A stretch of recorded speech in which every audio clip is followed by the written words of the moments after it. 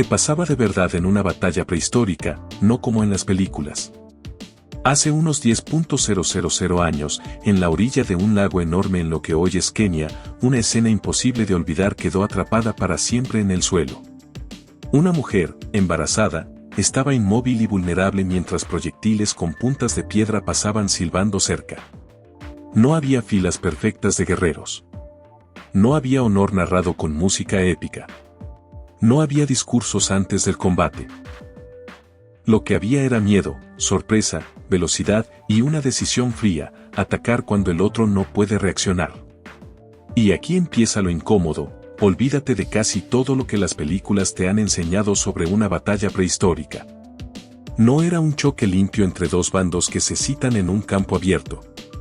En la Edad de Piedra, cuando grupos humanos se enfrentaban, la realidad se parecía más a una emboscada, a un asalto rápido, a un golpe calculado para dejar al otro sin capacidad de responder. La pregunta que muchos se hacen es directa: ¿los primeros humanos eran cazadores-recolectores pacíficos viviendo en armonía, o podían organizar violencia de grupo, planificada, con objetivos claros? Hoy vamos a meternos justo ahí. En la evidencia. En lo que se puede leer en huesos, piedras y heridas. Y te lo aviso, lo que vas a escuchar no se parece a una escena de cine. Si te interesa este tipo de contenido, suscríbete desde ahora, porque lo que viene es exactamente lo que casi nadie cuenta. Cómo se veía la violencia real en la prehistoria, sin metal, sin ejércitos, sin banderas, pero con inteligencia, coordinación y resultados terribles. La historia de la violencia prehistórica no empieza con grandes guerras como la gente se imagina. Empieza con algo más simple, más cercano, más humano, y más inquietante: una muerte cara a cara. En unas cuevas de España, los arqueólogos encontraron un cráneo muy antiguo, de hace cientos de miles de años, muchísimo antes de que existieran los humanos modernos como los conocemos. Y ese cráneo muestra señales que no se explican con una caída cualquiera. Tiene dos impactos claros en una zona frontal. Dos golpes en el mismo lugar, con un patrón que sugiere intención. No fue un accidente fácil de justificar. Fue un ataque. Y esto es importante porque separa dos cosas. Una cosa es la violencia individual, una pelea, un asesinato, un conflicto de uno contra uno.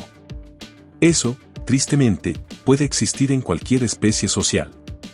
Pero otra cosa es cuando un grupo decide organizarse específicamente para atacar a otro grupo. Ahí cambia todo. Porque ya no estamos hablando de un momento de furia. Estamos hablando de estrategia. De coordinación. De elegir el tiempo y el lugar. De saber que tu grupo puede someter al otro si lo toma desprevenido. Durante años, muchos especialistas pensaron que esa guerra organizada solo aparecía mucho después, cuando existen aldeas fijas, cuando hay campos, cuando hay cosas que defender todo el tiempo. Pero entonces apareció un sitio que desordenó esa idea por completo. Cerca del lago Turkana, en un lugar llamado Nataruk, un equipo de investigadores encontró restos humanos esparcidos en un paisaje que hoy se ve duro y seco, pero que en aquel tiempo era distinto. Había agua, había peces, había vida alrededor del lago. No era un desierto muerto. Era un lugar con recursos. Y lo que se encontró ahí fue como ver una escena detenida a la mitad. No un entierro cuidado. No un ritual. No una tumba organizada. Restos de varias personas que murieron de forma violenta. Hombres, mujeres y niños. Y eso, por sí solo, ya cambia el panorama. Porque cuando una violencia incluye niños y mujeres sin que haya señales de un entierro preparado, estás frente a algo que suena menos a duelo y más a ataque. En total se habló de varias decenas de individuos, pero lo realmente duro es lo que mostraron algunos esqueletos. Cráneos con golpes fuertes, heridas compatibles con impactos, fracturas en zonas que suelen romperse cuando alguien se defiende, y en algunos casos puntas de piedra asociadas a las lesiones, como si el proyectil todavía contara la historia.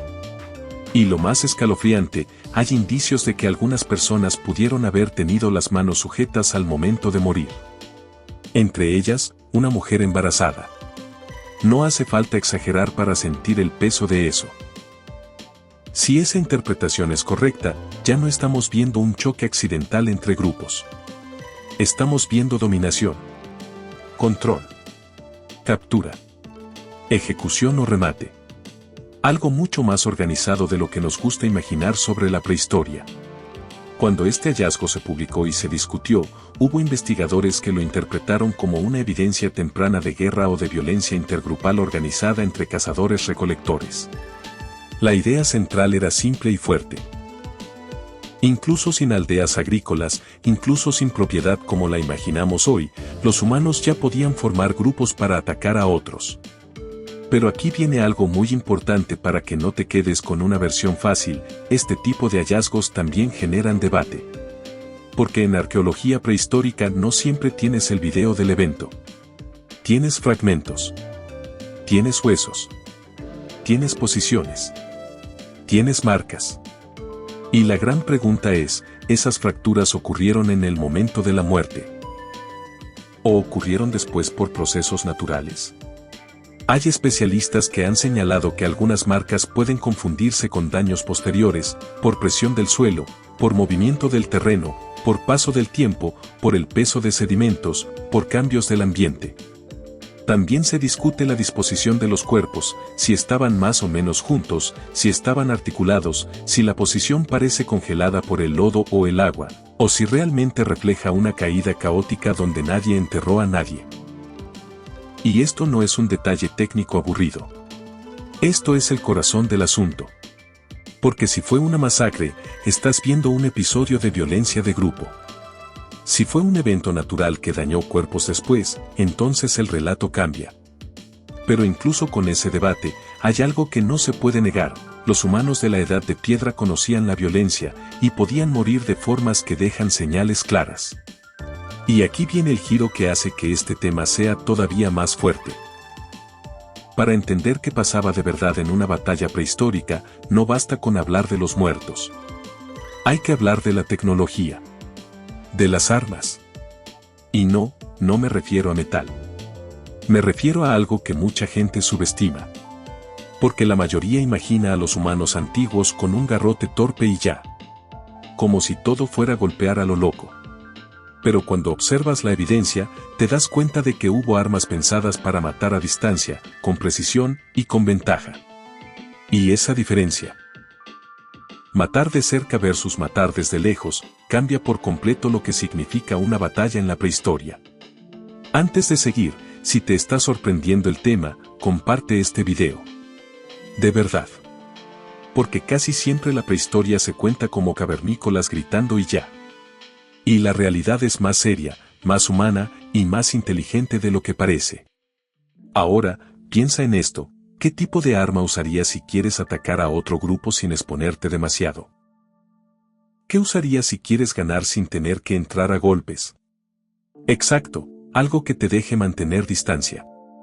Y aquí es donde la historia se vuelve realmente interesante, porque durante la Edad de Piedra hubo una transición enorme, de armas de contacto cercano, pesadas y peligrosas para el usuario, a armas que permiten herir o matar sin estar pegado al enemigo. En la siguiente parte vamos a entrar a esa diferencia.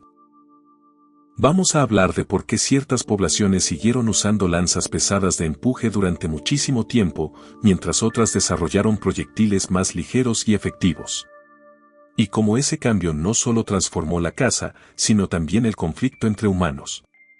Suscríbete para no perderte lo que sigue, porque si piensas que una batalla prehistórica era un montón de gente chocando como en película, te vas a sorprender con lo que la evidencia sugiere. Combates más cortos, más caóticos, más planeados, y mucho más aterradores por lo silenciosos que podían ser. Y la forma en que ese cambio sucede es más importante de lo que parece, porque no solo cambia cómo cazas. Cambia cómo te defiendes. Cambia cómo atacas. Cambia cuánto riesgo estás dispuesto a asumir. Y cambia, sobre todo, qué tan limpia o qué tan rápida puede ser una pelea entre grupos. Imagina dos escenarios. En el primero, tu arma principal es una lanza pesada que tienes que empujar con tus dos manos. Para hacer daño de verdad, debes acercarte a pocos pasos. Estás tan cerca que puedes ver los ojos del otro. Tan cerca que si fallas, te agarran, te golpean, te muerden o te atraviesan. Ahí, el combate se vuelve una mezcla de fuerza, valentía y mala suerte. En el segundo escenario, tu grupo trae armas que vuelan. Proyectiles que salen de tu mano y viajan. No necesitas estar pegado. No necesitas medirte cara a cara. Puedes atacar desde la sombra, desde atrás de un arbusto, desde una orilla, desde un montículo. Puedes lanzar y retroceder. Puedes herir sin exponerte tanto. Si quieres entender una batalla prehistórica real, tienes que entender esta diferencia, porque una batalla no es solo personas peleando. Es gente usando ventajas. Y aquí va algo que muchas personas no esperan: en la Edad de Piedra, la idea de matar a distancia no era un invento moderno. Existió. Y cuando apareció, cambió el juego. Por mucho tiempo, distintas poblaciones humanas usaron armas de contacto cercano, lanzas robustas, palos endurecidos al fuego, puntas de piedra grandes sujetas a un asta. No era porque fueran tontos. Era porque esas armas funcionan, pero te obligan a pagar un precio: acercarte. En cambio, las armas de proyectil, como dardos lanzados con ayuda de un propulsor simple, o flechas impulsadas por un arco, te dan algo que vale oro en un conflicto: distancia. Y la distancia no es solo comodidad. La distancia es supervivencia. Piensa en un enfrentamiento entre grupos cerca de un río o de una zona con alimento. Si tú puedes herir desde lejos y el otro no, obligas al enemigo a elegir entre dos cosas malas: correr para acercarse y recibir más proyectiles en el camino, o huir y perder el lugar. Así de simple. Y por eso, cuando algunos investigadores hablan de la ventaja de ciertas armas en la prehistoria, no se refieren solo a la caza.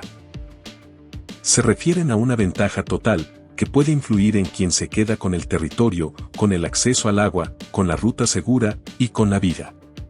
Ahora, vamos a aterrizarlo con una imagen clara, sin complicarlo con palabras raras. Un arco no es solo un palo doblado. Para funcionar bien, necesitas elegir una madera que se doble sin romperse, preparar una cuerda que aguante tensión, y fabricar flechas que vuelen rectas. Además, necesitas puntas pequeñas y afiladas, y algo que las pegue fuerte al palo. Ese algo no era un pegamento industrial, claro. Era una mezcla natural hecha con cosas que sí existían en la Edad de Piedra: resinas de plantas, fibras, tal vez cera o grasa, y minerales como pigmentos que ayudaban a que todo se volviera más resistente. En pocas palabras, pegamentos prehistóricos. Mezclas que, cuando las calientas y las trabajas, se vuelven lo bastante fuertes para sostener una punta de piedra en un impacto real. Y esto es clave para romper la caricatura del cavernícola torpe. Porque fabricar eso toma tiempo. Planificación. Prueba y error. Memoria. Transmisión de conocimiento. No lo haces una vez y ya. Lo haces, lo enseñas, lo repites, lo corriges, y se vuelve parte de tu cultura. Ahora entiende por qué esto cambia una batalla. En un conflicto, el que tiene proyectiles puede atacar primero. Puede elegir cuándo empieza la violencia. Puede interrumpir la huida. Puede impedir que el otro se organice. Puede incluso hacer una trampa, que unos disparen mientras otros cierran el paso. En otras palabras, puede planear.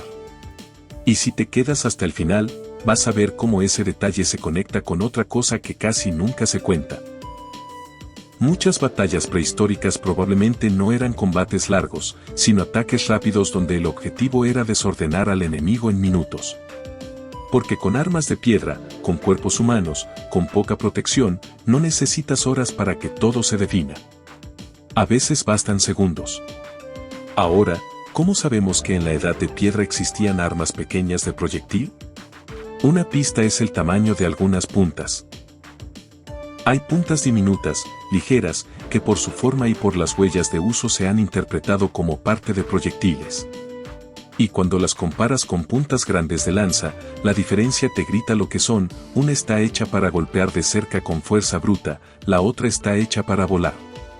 Además, cuando encuentras una punta clavada en un hueso, la historia se vuelve todavía más clara. No es posible. Es probable. Y aquí es donde entra la comparación que muchos hacen para explicar el impacto de estas armas. Grupos humanos que dependían sobre todo de contacto cercano cargaban con un riesgo enorme, y eso se refleja en sus cuerpos.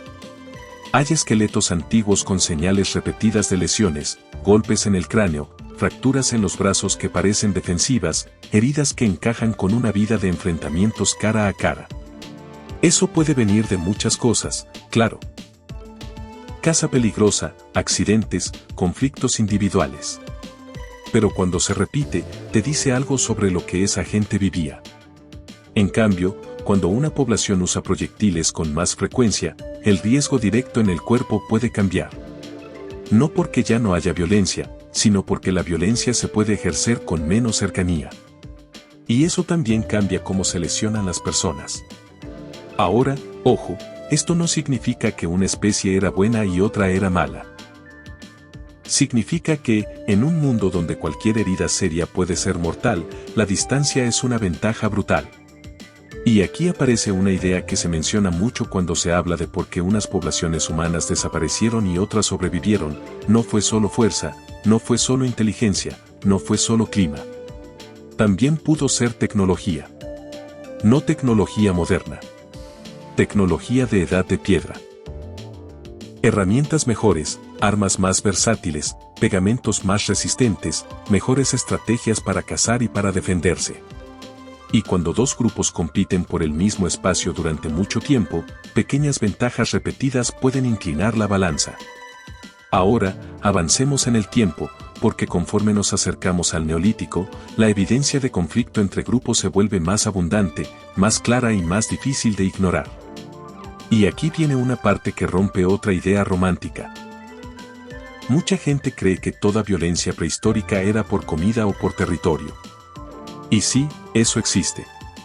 Pero hay evidencia que sugiere que algunos conflictos pudieron involucrar también algo más: el control social, la captura de personas, la apropiación de parejas, el poder dentro de un paisaje humano cada vez más complejo. Hay fosas comunes donde aparecen patrones raros, no solo gente muerta, sino quien falta. ¿Qué tipo de personas no están en los restos? Y cuando ves que ciertas edades o ciertos perfiles no aparecen como víctimas, algunos investigadores se preguntan si hubo capturas. Y eso es fuerte, porque te obliga a aceptar que la prehistoria también tenía dinámicas sociales duras. No era un paraíso simple. Era vida humana en su forma cruda, cooperación dentro del grupo, competencia con otros, alianzas, miedo, venganza, oportunidades. Si esto te está abriendo los ojos, suscríbete. Porque la prehistoria bien contada no es una lista de fechas. Es entender cómo funciona una mente humana sin comodidades modernas, pero con las mismas emociones básicas. Ahora, junto a la guerra o el conflicto organizado, aparece otra cosa que también se confunde mucho: no toda violencia es guerra. Hay heridas antiguas que muestran señales de curación. Y eso implica que la persona sobrevivió, al menos por un tiempo. Y eso abre posibilidades. Pudo ser castigo dentro del grupo, pudo ser pelea individual, pudo ser violencia ritual, pudo ser prueba de fuerza, pudo ser conflicto por estatus. No podemos saberlo siempre con certeza, pero la idea es importante: la edad de piedra no era un solo tipo de violencia. Había diferentes contextos. Y ahora viene la parte más tangible de todas, porque no depende solo de huesos, depende de arquitectura. Sí, arquitectura en la edad de piedra. No edificios como los imaginamos hoy, pero sí estructuras defensivas. Porque si un grupo siente una amenaza constante, no solo se arma. También cambia su manera de vivir. Cambia dónde duerme. Cambia cómo coloca sus refugios. Cambia si se agrupa o se dispersa. Cambia si elige un lugar alto, rodeado de agua, o un punto con buena visibilidad. Y hay algo sorprendente. Se han encontrado asentamientos muy antiguos con rasgos defensivos que no encajan con la idea de gente siempre moviéndose sin construir nada. En algunos lugares, comunidades de cazadores-recolectores llegaron a organizar espacios con fosas, empalizadas de madera, muros de tierra, y zonas de vivienda marcadas, como si supieran que en cualquier momento podía llegar alguien. Esto es relevante por una razón simple: construir defensas exige trabajo colectivo. Exige coordinación. Exige que alguien vigile mientras otros construyen. Exige acuerdos internos. Exige que el grupo se organice. Y eso te dice que, en ciertos momentos y lugares, la amenaza era lo bastante real como para justificar el esfuerzo. Ahora, antes de llegar a esa parte final, la de cómo era una batalla prehistórica segundo a segundo, déjame amarrar las piezas. Primero, hay evidencia de violencia individual muy antigua. Segundo, hay sitios que sugieren violencia intergrupal y muerte de personas de todas las edades, lo que apunta a ataques más amplios. Tercero, la tecnología de armas en la Edad de Piedra podía ser más sofisticada de lo que imaginamos, especialmente cuando hablamos de proyectiles. Cuarto, conforme avanzamos hacia comunidades más estables, la evidencia de conflicto y de defensa se vuelve más visible. Y con eso, ahora sí, podemos responder la pregunta que se prometió desde el inicio. ¿Qué pasaba de verdad en una batalla prehistórica, no como en las películas? Pero para responderla bien, en la siguiente parte vamos a aterrizarlo con un modelo realista basado en lo que sugieren los hallazgos: ataques cortos, caos, sorpresa, uso de distancia, víctimas que incluyen familias enteras, y motivos que no siempre son hambre. Vamos a decirlo sin rodeos: una batalla prehistórica real, en muchos casos, probablemente no duraba como en el cine. No era una coreografía larga. No era un duelo de héroes. No era un todos contra todos hasta que alguien grita victoria. Era más parecida a un golpe rápido, decidido por segundos, donde la confusión y el pánico hacían más daño que cualquier técnica de combate. Y esto tiene lógica si piensas en las condiciones. En la Edad de Piedra no existían cascos de metal, ni armaduras, ni escudos industriales.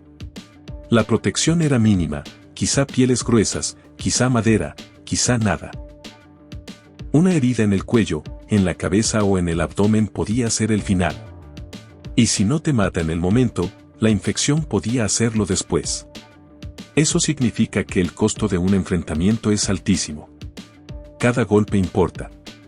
Cada caída puede ser mortal. Cada segundo sin control es peligro. Entonces, ¿qué hacen los grupos humanos cuando el costo es tan alto? Intentan evitar el combate limpio. Buscan ventaja. Buscan sorpresa. Buscan atacar donde el otro no está listo.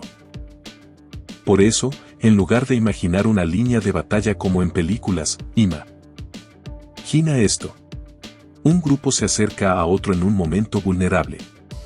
Cerca del agua. Cerca de una zona donde la gente está ocupada recolectando. O en un campamento donde hay niños, donde hay menos vigilancia, donde parte del grupo está lejos. Los primeros proyectiles vuelan antes de que el otro entienda qué está pasando. Algunos corren. Otros se quedan congelados. Algunos intentan cubrir a los suyos. Otros intentan agarrar lo que pueden. En ese momento, la batalla ya está en marcha, aunque nadie la llamó batalla. Es un ataque. Y si el ataque está planeado, puede incluir algo más: cerrar rutas de escape. Empujar a la gente hacia un punto sin salida. Separar a los fuertes de los débiles. Asustar para dividir. Ahora, regresemos a esa escena que se quedó clavada desde el inicio, el sitio de Nataruk y la idea de un ataque que no perdonó edades. ¿Por qué es tan impactante? Porque muestra que, si la interpretación de violencia organizada es correcta, entonces ya existía una lógica dura: eliminar al grupo o neutralizarlo por completo. No solo ganar una pelea. Y eso se parece más a lo que la gente llamaría guerra que a una simple riña. Ahora, también hay que decir algo: no todos aceptan cada detalle de esa interpretación. En prehistoria, la evidencia a veces se discute con fuerza. Pero incluso con debate, el panorama general no se borra. Hubo violencia y hubo episodios de muerte colectiva en la Edad de Piedra. Y cuando miras otros sitios, sobre todo en épocas más recientes del Neolítico, aparecen escenas todavía más claras: fosas comunes, grupos enteros muertos, patrones repetidos. Y aquí entra un punto que casi nadie menciona porque incomoda, en algunos casos, la violencia parece estar ligada no solo a comida o territorio, sino a relaciones sociales. A control. A captura. A estatus. A poder. Esto no convierte a la prehistoria en malvada. La convierte en humana. Porque donde hay humanos, hay cooperación y también conflicto. Lo curioso es que ambas cosas nacen del mismo lugar, vivir en grupo. Vivir en grupo te permite cazar mejor, cuidar niños, sobrevivir al frío, compartir comida. Pero vivir en grupo también crea fronteras, nosotros y ellos. Y cuando esos ellos compiten por el mismo espacio, la tensión aparece. Ahora, no todo conflicto era igual. Hay evidencias de violencia que no parecen batallas, porque las heridas muestran que la persona sobrevivió. Eso sugiere otros escenarios, castigos, peleas internas, pruebas de fuerza, violencia ritual. Y esto es importante porque evita que caigamos en una idea falsa, todo era guerra. No. La edad de piedra fue enorme en tiempo y en diversidad. No se vivía igual en todos lados. No se peleaba igual en todos lados. Y no se organizaban igual en todos lados. Pero cuando la guerra o el conflicto organizado aparece, deja huellas específicas. Una de ellas es la inversión en defensa. Cuando una comunidad decide que necesita defensas, significa que la amenaza no es imaginaria. Significa que la gente está dispuesta a dedicar días, semanas, quizá temporadas enteras, a construir barreras, fosas, empalizadas o a elegir lugares naturalmente protegidos. Y aquí viene el dato que rompe otra suposición. Hay estructuras defensivas muy antiguas que no encajan con la idea de que solo comunidades agrícolas construyen defensas. En algunos lugares, se han encontrado asentamientos de cazadores-recolectores con señales de fortificación, viviendas en depresiones, muros de tierra, empalizadas de madera, planificación del espacio. No estamos hablando de murallas gigantes. Estamos hablando de soluciones realistas para su mundo. Tierra apilada, madera clavada, zanjas que frenan el paso, entradas controladas, puntos de vigilancia. Cosas simples, pero efectivas. Y esa es la palabra clave de toda batalla prehistórica real, efectividad. La batalla no era bonita. Era funcional. Ahora, imagina el efecto psicológico de vivir así. Dormir sabiendo que puede llegar otro grupo. Tener turnos de vigilancia. Educar a los niños para que no se alejen. Tener reglas. Donde se guarda la comida, donde se duerme, donde se coloca la gente más vulnerable. Porque sí, cuando un grupo teme ataques, no organiza el campamento al azar. Piensa en capas de seguridad. Y eso se conecta con algo que ya dijimos, muchas batallas prehistóricas probablemente involucraban a toda la comunidad, no solo a guerreros. Cuando atacas un campamento, no atacas solo a los que traen armas. Atacas el corazón del grupo. Su futuro. Sus recursos. Su continuidad. Y por eso, en sitios de muertes colectivas, a veces aparecen niños y mujeres. No porque no hubiera reglas, sino porque el objetivo era eliminar la capacidad del grupo de recuperarse. Duro. Sí. Pero eso es exactamente lo que las películas suelen esconder. La guerra real, incluso sin metal, no se trata de honor. Se trata de resultados. Ahora, vamos a poner en orden lo que una batalla prehistórica pudo haber incluido, sin usar listas, solo como una imagen continua. Primero, reconocimiento. Un grupo sabe dónde está el otro. Lo ha visto antes. Lo ha seguido. Conoce sus rutas al agua o a los alimentos. Después, elección del momento. Atacar cuando están dispersos, cuando están ocupados, cuando no esperan. Luego, el primer golpe. Proyectiles si los tienen. Piedras arrojadas. Dardos. Flechas. Lo que alcance para sembrar caos. Después, la fase corta y brutal. Si el otro intenta acercarse, se convierte en choque. Si no puede, huye. Si se divide, pierde fuerza. Luego, el remate. Ahí aparecen los golpes contundentes. Ahí aparecen las heridas directas. ahí aparece el control del lugar. Y finalmente, el silencio. Porque una batalla prehistórica no dejaba banderas. Dejaba cuerpos. Dejaba un campamento vacío. Dejaba herramientas tiradas. Dejaba rastros que la tierra se traga, y que, miles de años después, alguien encuentra. Entonces, ¿por qué esto importa? Porque nos obliga a ver a nuestros antepasados sin fantasía.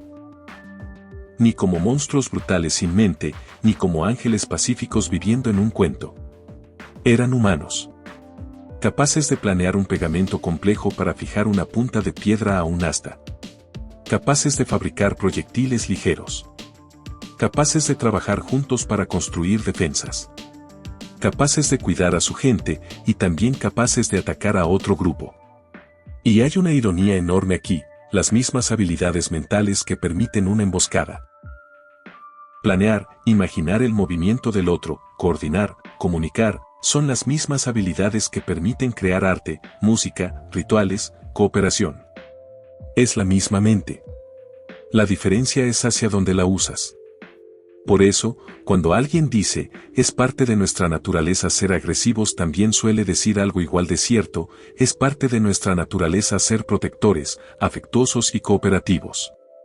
Una cosa no borra la otra. Y la prehistoria no te cuenta una historia de violencia inevitable. Te cuenta una historia de elecciones bajo presión. Ahora, volvamos a los hallazgos que nos empujan a esta conclusión. Sitios como Nataruk, con víctimas de diferentes edades y señales de muerte violenta, sugieren que hace miles de años ya existían ataques coordinados entre grupos, al menos en algunos lugares. Otros sitios de fosas comunes en épocas más recientes muestran patrones repetidos, grupos muertos, heridas en cráneos, señales de proyectiles y ausencia de entierros cuidadosos. Y cuando además aparece evidencia de defensas, el cuadro se hace más grande, no solo ocurrió una vez. Fue parte del paisaje social en ciertas regiones. Entonces, ¿qué pasaba de verdad en una batalla prehistórica? Pasaba que era caótica, rápida y orientada a ventaja. Pasaba que podía involucrar a toda la comunidad. Pasaba que usaba armas de piedra, madera, hueso y estrategias que hoy llamaríamos tácticas, aunque nadie les pusiera ese nombre. Pasaba que a veces el motivo era territorio o recursos, pero a veces podía mezclarse con dinámicas sociales, control y poder. Pasaba que la violencia organizada no nació de repente con ciudades. Puede haber existido antes, en contextos donde el riesgo y la competencia lo empujaron. Y, aún así, aquí viene lo más importante para cerrar este video. A pesar de esa capacidad de violencia, lo que realmente permitió que nuestra especie avanzara no fue pelear mejor todo el tiempo. Fue cooperar mejor. La cooperación es la tecnología más poderosa de la edad de piedra. Porque sin cooperación no haces un campamento seguro. Sin cooperación no fabricas herramientas complejas en serie. Sin cooperación no sostienes a heridos. Sin cooperación no cuidas niños durante una travesía. Sin cooperación no transmites conocimiento. Y los grupos que se adaptan no siempre son los más agresivos. Muchas veces son los más flexibles, los que aprenden más rápido, los que se organizan mejor. Esa es la lección incómoda y también esperanzadora. La misma especie que puede planear una emboscada puede planear un refugio, un ritual, un pacto, una alianza. Y esa elección ha estado con nosotros desde hace muchísimo tiempo. Si este video te ayudó a ver la edad de piedra con ojos más reales, suscríbete y compártelo. Porque entender la prehistoria no es solo mirar lo antiguo. Es entender de dónde vienen nuestras decisiones. Nuestros miedos. Nuestros impulsos. Y también nuestra capacidad de construir algo mejor. Y la próxima vez que veas una escena prehistórica en una película, acuérdate de esto, la realidad no era épica. Era humana. Y por eso, a veces, era mucho más aterradora y mucho más inteligente de lo que nos gusta admitir.